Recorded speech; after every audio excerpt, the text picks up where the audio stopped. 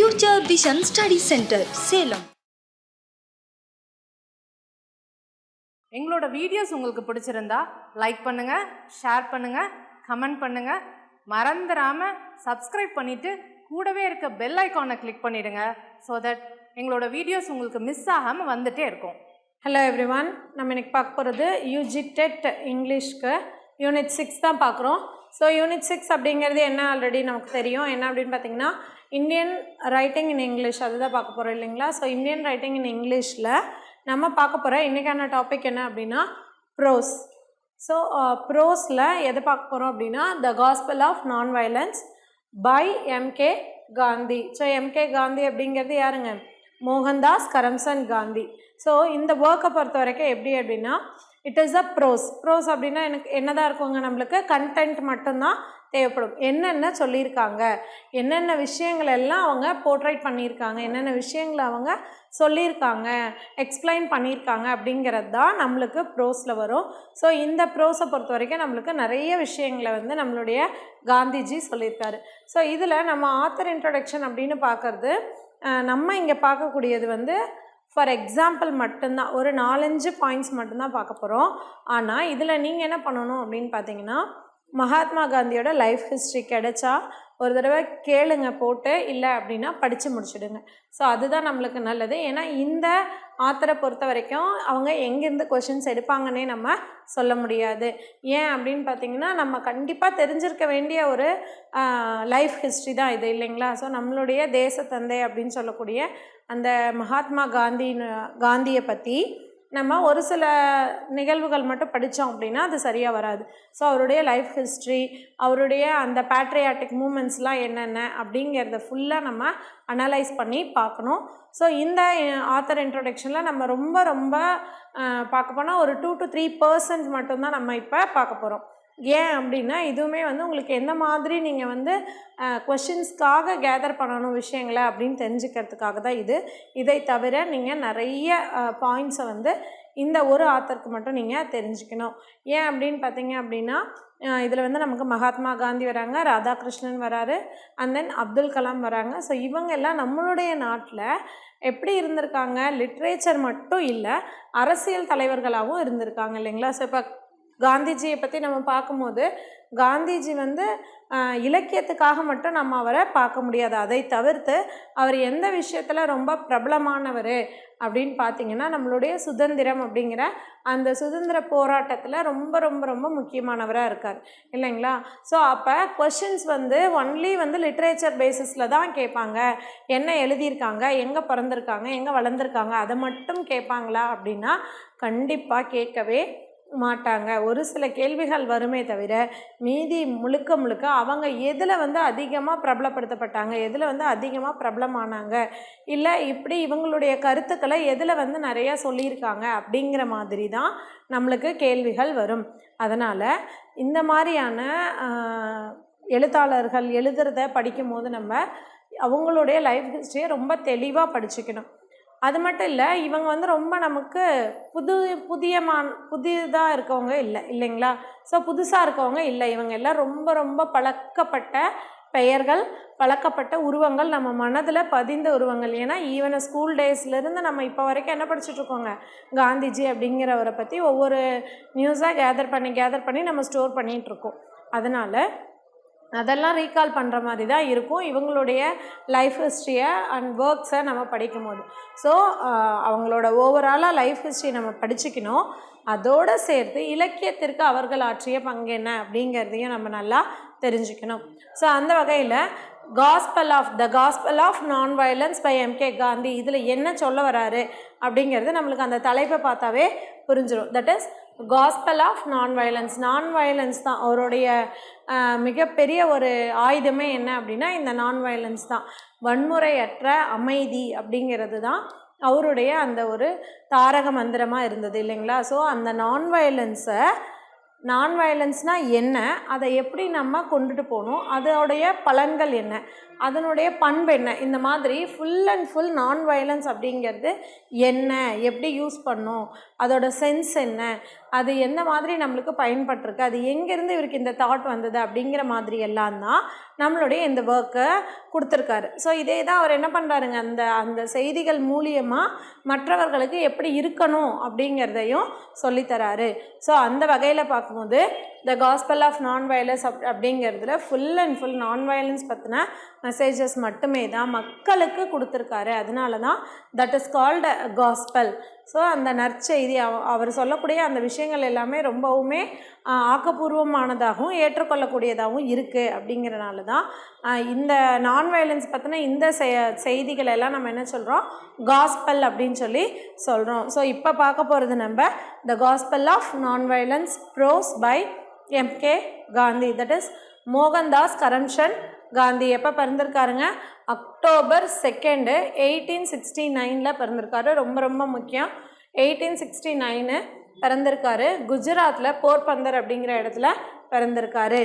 அதே போல் எப்போ இறந்துருக்காரு அப்படின்னு பார்த்திங்கன்னா ஜான்வரி 30, 1948, ஜான்வரி 30, ஜான்வரி 30, 1948 இறந்துருக்காரு. எப்படி இறந்துருக்காரு அப்படின்னா அது ஒரு அசாசின் அப்படின்றது நம்மளுக்கு தெரியும். ஸோ அது யார் செஞ்சா அப்படின்னா, அந்த அசாசினேஷனை யார் செஞ்சா அப்படின்னா நாதுராம் கோட்ஸே அப்படிங்கிறவர். ஸோ இதெல்லாம் நம்மளுக்கு ஆல்ரெடி தெரிஞ்சிருந்தாலுமே கூட இப்போ ஒரு தடவை நம்ம என்ன பண்ணுறோம், ரெக்கலெக்ட் பண்ணிக்கிறோம். இதில் கொடுத்துருக்கிறதே நான் ரொம்ப கம்மின்னு தான் சொல்லியிருக்கேன். அந்த ரொம்ப கம்மியானதோ உங்களுக்கு எல்லாமே தெரிஞ்சதாக தான் இருக்கும். ஸோ தட் ஒரு தடவை நீங்கள் அதெல்லாம் ரீகால் பண்ணி பார்த்துக்கோங்க. நாதுராம் கோட்ஸே அவர் என்ன பண்ணுறாரு, அசாசினேஷன் பண்ணுறாரு. அது எப்படி பண்ணுறாரு அப்படின்னா ஒரு பிஸ்டலில் தான் பண்ணுறாரு. ஸோ அந்த பிஸ்டல்லேருந்து எத்தனை குண்டுகள் அவரோட செஸ்ட்டை வந்து தொலைக்குது அப்படின்னு பார்த்திங்கன்னா 3 புல்லட்ஸு. எந்த இடத்துல இந்த அசாசினேஷன் நடக்குது அப்படின்னா டெல்லிஸ் பிர்லா ஹவுஸ் அப்படிங்கிற இடத்துல தான் இந்த அசாசினேஷன் நடக்குது. ஸோ இப்போ நம்ம என்ன பார்க்க போகிறோம், மகாத்மா காந்தி அவங்களுடைய அம்மா அப்பா அப்படி பார்க்க போகிறோம். ஸோ மகாத்மா காந்தியோட ஃபாதர் யார் அப்படின்னு பார்த்தீங்கன்னா கரம்சந்த் காந்தி. ஸோ நம்ம காந்திஜி, எம்கே காந்தி, மகாத்மா காந்தி எப்படி வேணால் நம்ம சொல்லலாம். ஸோ அவருடைய அப்பா கரம்சந்த் காந்தி, அம்மா புத்லிபாய் காந்தி. ஸோ இவருக்கு எப்போ மேரேஜ் ஆகுது அப்படின்னா 1883 மேலே தான் வந்து மேரேஜ் ஆகுது. 1883 மேலே தான் மேரேஜ் ஆகுது. ஸோ யாரை கல்யாணம் பண்ணிக்கிறாரு அப்படின்னு பார்த்தீங்கன்னா கஸ்தூரிபாய் மக்கஞ்சி கபாடியா அப்படிங்கிறவர் தான் கல்யாணம் பண்ணிக்கிறாரு. ஸோ கஸ்தூரிபாய் மக்கஞ்சி கபாடியா அப்படிங்கிறவரை கல்யாணம் பண்ணிக்கிறாங்க. ஸோ மேரேஜ் அப்போ என்னங்க இருக்குது, அவருக்கு 13 வயசு ஆகுது. ஆனால் நம்மளுடைய கஸ்தூரிபாய்க்கு எத்தனை வயசு ஆகுது, 14 வயசு ஆகுது. ஸோ ஒரு வயது பெரிய மூத்த ஒரு பெண்ணை தான் அவர் கல்யாணம் பண்ணிக்கிறாங்க. So Gandhiji trained law at லண்டனில் தான் அவர் லா படிக்கிறாருன்னு நம்மளுக்கு தெரியும், படித்தார் அப்படின்றது நம்மளுக்கு தெரியும். ஆனால் அங்கே எங்கே அப்படின்னு பார்த்திங்கன்னா இன்னர் டெம்பிள் அப்படிங்கிற அந்த இடத்துல தான் அவர் லா படித்தார். நெக்ஸ்ட்டு இவருடைய அந்த மூமெண்ட்டுக்கான ஒரு சோர்ஸ் என்ன அப்படின்னா இந்தியன் நேஷ்னல் காங்கிரஸ். ஸோ ஏதாவது ஒரு குரூப்பில் இருந்தால் தான் அதை முன்னெடுத்து அவங்க வந்து போராட்டம் பண்ண முடியும், நிறைய மூமெண்ட்டை கொண்டுட்டு வர முடியும் இல்லைங்களா. ஸோ அப்படி இவருடைய அந்த கட்சி என்ன இருக்குது அப்படின்னா இந்தியன் நேஷ்னல் காங்கிரஸ் தான் இவருடைய கட்சி. அது என்ன வேலை பண்ணுது, இந்தியன் இண்டிபெண்டன்ஸ் மூமெண்ட்டை முன்னோக்கி நடத்துது. ஸோ இந்தியன் இண்டிபெண்டன்ஸ் மூமெண்ட்டை அவர் நடத்துறதுக்கு அவர் இருந்தக்கூடிய அந்த கமிட்டி என்ன கமிட்டி இல்லை அந்த கட்சி என்ன கட்சி அப்படின்னு பார்த்தீங்கன்னா Indian National Congress. And then assuming leadership of the Indian National Congress in 1921. So இவர் எப்போ வந்து அந்த இந்தியன் நேஷ்னல் காங்கிரஸில் என்னவா மாறுறாருங்க, லீடர்ஷிப் எடுத்துக்கிறாரு எப்போ அப்படின்னு பார்த்திங்கன்னா 1921. ஸோ 1921 இந்தியன் நேஷ்னல் காங்கிரஸ்க்கு இவர் என்ன ஆகுறாரு, லீடர் ஆகுறாரு. So Gandhiji is commonly considered the father of the nation, தேச தந்தை அப்படின்னு சொல்லி நம்ம அவர் சொல்கிறோம்.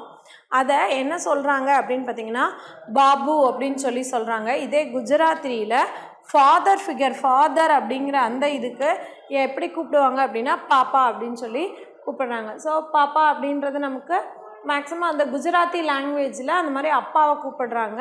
ஸோ அதோட ரிசம்பிளன்ஸாக தான் இது எங்கே இருக்குது, பாப்பு அப்படிங்கிறத நம்ம சொல்கிறோம். நம்ம என்ன சொல்கிறோங்க, தமிழில் தேசத்தந்தைன்னு சொல்கிறோம், இந்தியாஸ் நேஷ்னல் ஃபாதர் அப்படின்னு சொல்லி சொல்கிறோம். ஃபாதர் ஆஃப் இந்தியன் நேஷன் அப்படின்னு சொல்லியும் நம்ம சொல்கிறோம். நெக்ஸ்ட்டு மகாத்மா அப்படிங்கிற அந்த பேருக்கு என்ன மீனிங் அப்படின்னு பார்த்திங்கன்னா, மகாத்மா அப்படிங்கிற அந்த பேருக்கு என்ன மீனிங் அப்படின்னா கிரேட் சோல் வெனரபிள் அப்படிங்கிற பேர். கிரேட் சோல் வெனரபிள் அப்படிங்கிற பேர்.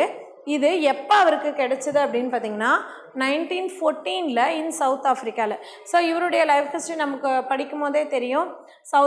சவுத் ஆஃப்ரிக்காவில் அந்த ஆப்ரிக்கன் மக்களுக்காக அந்த இனவெறி பிரச்சனையில் அவர் தலையிட்டு தீர்த்து வைப்பார். ஸோ அந்த இது ஒன்று. அதே போல் அந்த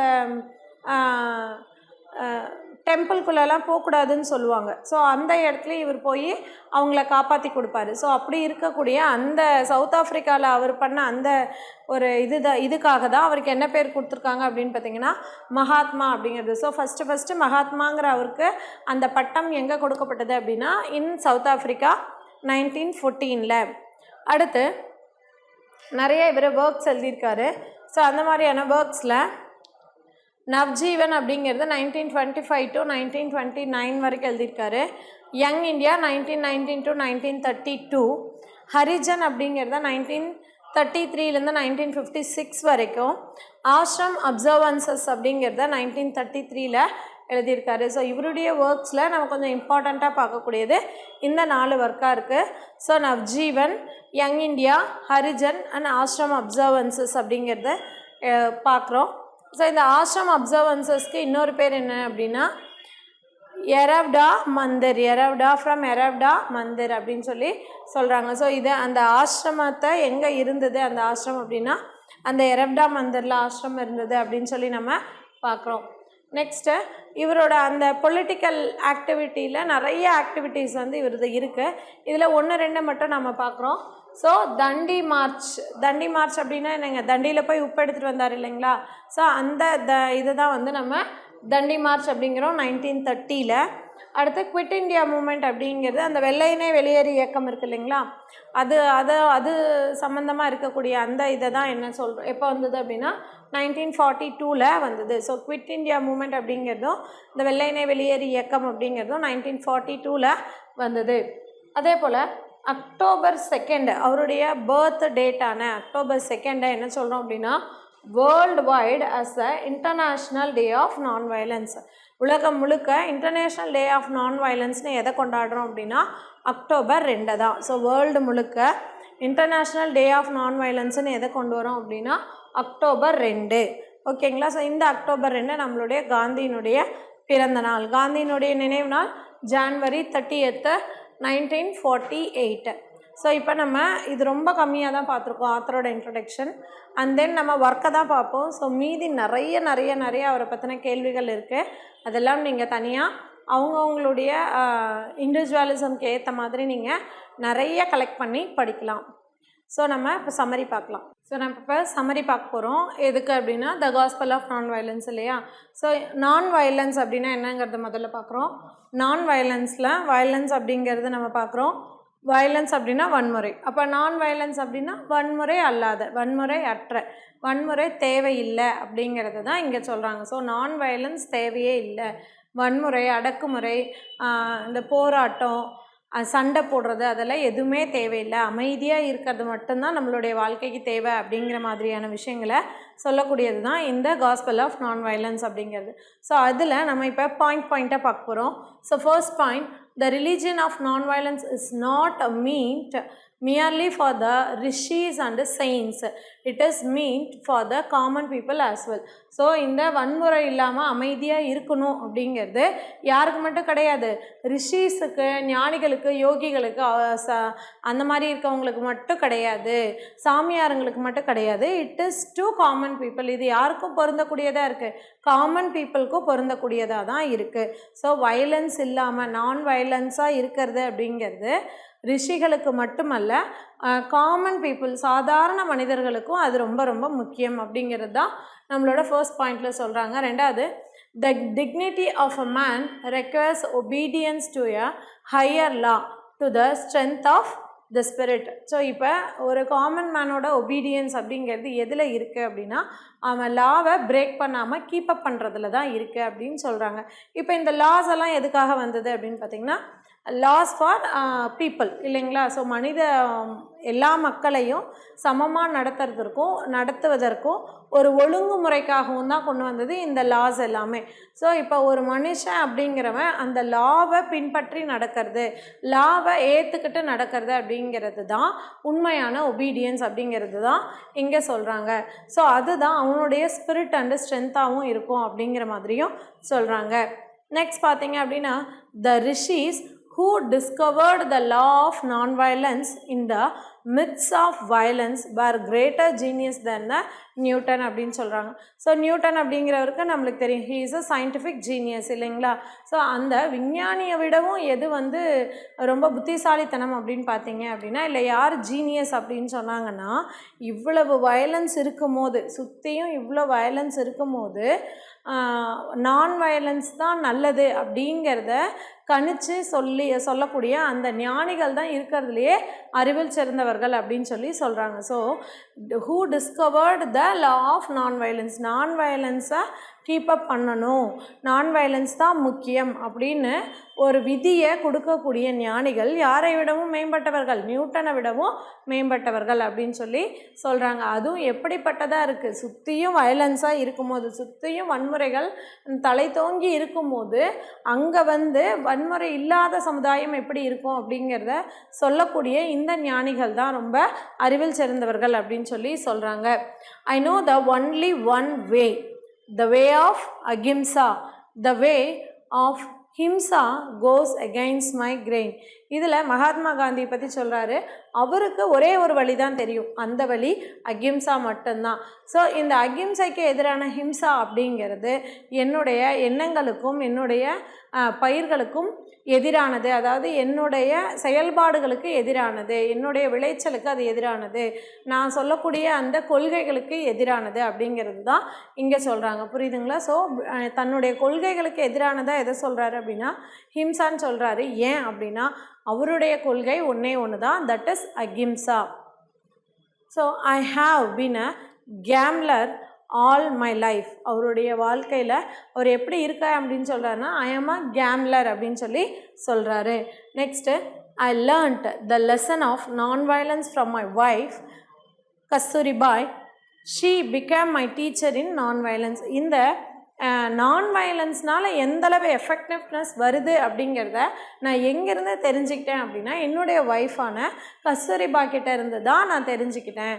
ஸோ அதனால் கஸ்தூரிபா தான் என்னுடைய நான் வயலன்ஸை டீச் பண்ணக்கூடிய ஒரு டீச்சர் அப்படின்னு சொல்கிறாங்க. ஸோ அப்போ எப்படி அவங்க அதை டீச் பண்ணாங்க அப்படின்ற மாதிரி நம்மளுக்கு கேட்குறாங்க. ஸோ அவர் என்ன சொல்கிறாரு அப்படின்னா என்னுடைய எவ்வளவோ தேவைகளை என்னுடைய கொள்கைகளை நான் அவங்க மேலே திணிச்சாலும் அவங்க அதை எப்படி எடுத்துக்கிட்டாங்க அப்படின்னா வயலன்ஸை கையில் எடுக்காமல் நான் வயலன்ஸ் முறையில் அதை பொறுத்துக்கிட்டாங்க.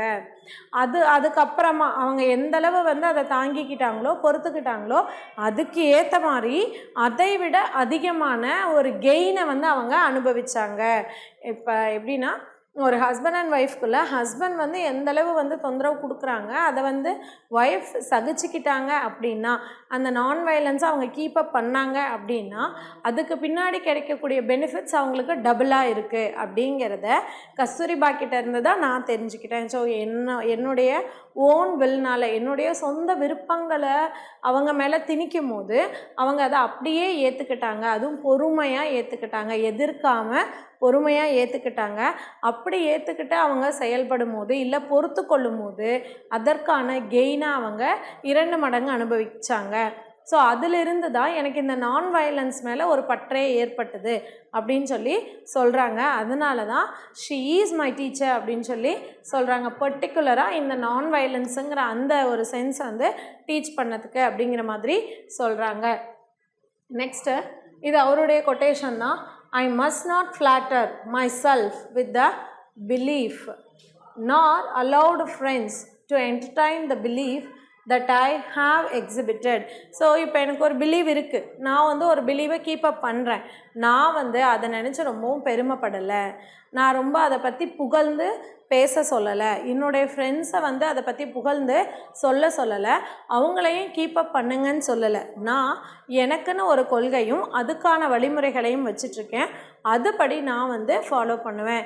நான் வந்து யாரையும் ப்ளேம் பண்ணவும் இல்லை, யாரையும் வந்து இன்சஸ்ட் பண்ணவும் இல்லை அப்படிங்கிறது தான் இங்கே சொல்கிறாங்க. I have exhibited to entertain the belief that I have exhibited. So எனக்கு இருந்த என்னுடைய பிலீவை வந்து எக்ஸிபிட் பண்ணணும் அப்படின்னு நான் எப்போவுமே என்னுடைய பிலீஃபாக இருக்கட்டும், என்னுடைய கொள்கைகளாக இருக்கட்டும், எதையுமே நான் வந்து என்ன பண்ணலை, அடுத்தவர்கள் மேலே திணிக்கலை, எனக்குன்னு ஒரு வே இருக்குது, அதை நான் வந்து கீப் அப் பண்ணுறேன் அப்படின்னு சொல்லி சொல்கிறாரு. ஸோ ஐ ஆம் sailing in that direction without a moment stop. அப்படின்னா என்ன அப்படின்னா, எனக்கான கொள்கை, அதில் நான் பயணிக்கிறேன், அந்த பயணத்தில் ஒரு மூமெண்ட் கூட நான் என்ன பண்ணுறதில்ல, ஸ்டாப் பண்ணுறதில்ல, எனக்கான அந்த பாதையில் நான் போய்கிட்டே இருக்கேன். ஃபாலோ பண்ணுறவங்க ஃபாலோ பண்ணலாம், ஃபாலோ பண்ணாதவங்க என்ன பண்ணலாம், வேறு கூட ஃபாலோ பண்ணலாம். ஆனால் நான் ஃபாலோ பண்ணுறது ரொம்ப நல்ல விதமான ஒரு பாதை, ஒரு கொள்கை, அதனால் ஒரு மூமெண்ட் கூட நான் அதை என்ன பண்ண மாட்டேன், ஸ்டாப் பண்ண மாட்டேன் அப்படிங்கிறத சொல்கிறாரு. அதுதான் என்ன பாதை, that is non violence, ahimsa. Non violence is the law of a human race.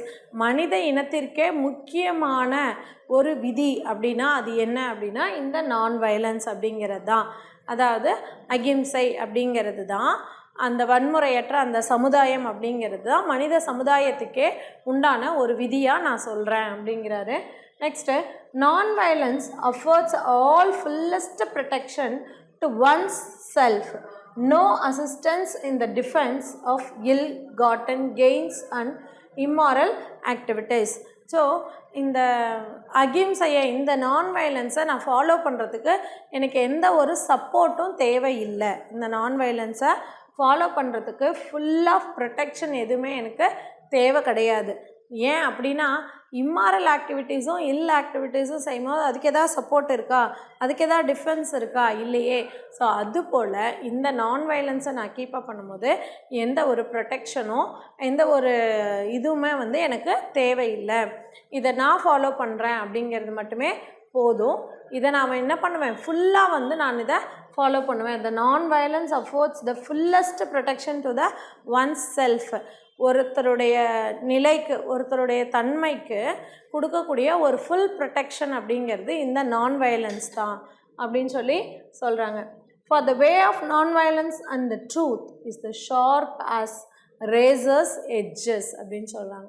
So இந்த கத்தியோட இரு முனைகள் மாதிரி, கத்திக்கு இருக்கக்கூடிய அந்த ஷார்ப்பான முனைகள் மாதிரி தான் எது இருக்குது, நான் வயலன்ஸ் அண்ட் ட்ரூத். ஸோ நான் வயலன்ஸை நம்ம கீப்பப் பண்ணணும் அப்படின்னா கண்டிப்பாக நம்மளுக்கு என்ன இருக்கணுங்க, ட்ரூத் இருக்கணும். ஒரு அகிம்சையை நம்ம கீப்பப் பண்ணுறோம் அப்படின்னா கண்டிப்பாக நம்மக்கிட்ட என்ன இருக்கணும், உண்மை இருக்கணும். உண்மை தான் முதல்ல. ஸோ உண்மை இருந்தால் தான் நம்மளால் அகிம்சையை, ஒரு நான் வயலன்ஸை நம்மளால் கீப்பப் பண்ண முடியும். ஸோ இந்த நான் வயலன்ஸ் அண்ட் அகிம்சா இது ரெண்டுமே ட்ரூத் இது ரெண்டுமே எப்படி இருக்குது, ரேசர்ஸோட பிளேட் மாதிரி இருக்குது.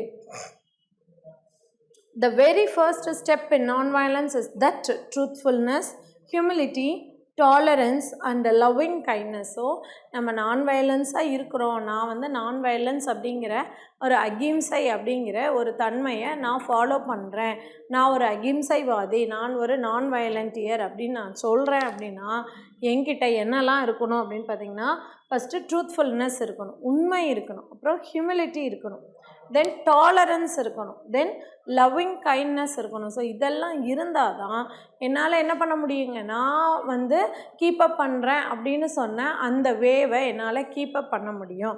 ஸோ நான் வயலன்ஸ் அப்படிங்கிறது எதோடெல்லாம் ரொம்ப நெருங்கிய தொடர்புடையது, எதெல்லாம் இருந்தால் தான் நம்ம நான் வயலன்ஸ்ன்னு சொல்ல முடியும் அப்படின்னு பார்த்திங்கன்னா, that is truthfulness, humility, tolerance and loving kindness. So இதெல்லாம் தான் நம்மளுடைய ஃபர்ஸ்ட் ஸ்டெப். இதெல்லாம் நம்ம கீப்பப் பண்ணோம்னா ஆட்டோமேட்டிக்காக நம்ம என்ன ஆகிடுவோம், நான் வயலன்ஸாக ஆகிடுவோம், யார்கிட்டையும் சண்டைக்கு போக மாட்டோம். ஸோ லவ்விங் கைண்ட்னஸாக இருக்கும்போது யார்கிட்டையும் சண்டைக்கு போக வாய்ப்பு இருக்காது. எல்லார்கிட்டையும் அந்த காடோட அந்த ப்ரெசன்ஸ் இருக்குது அப்படிங்கிறத உணரும் போது நம்ம யார்கிட்டையும் சண்டைக்கு போக மாட்டோம்.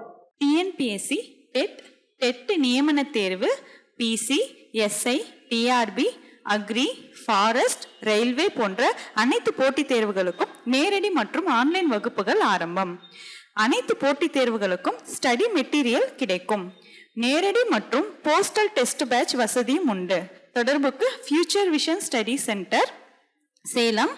Contact 9042030163. Future Vision Study Center. SKS Hospital Road, opposite to Hotel Lakshmi Prakash, near New Bus Stand, Salem. Cell 90420 30163.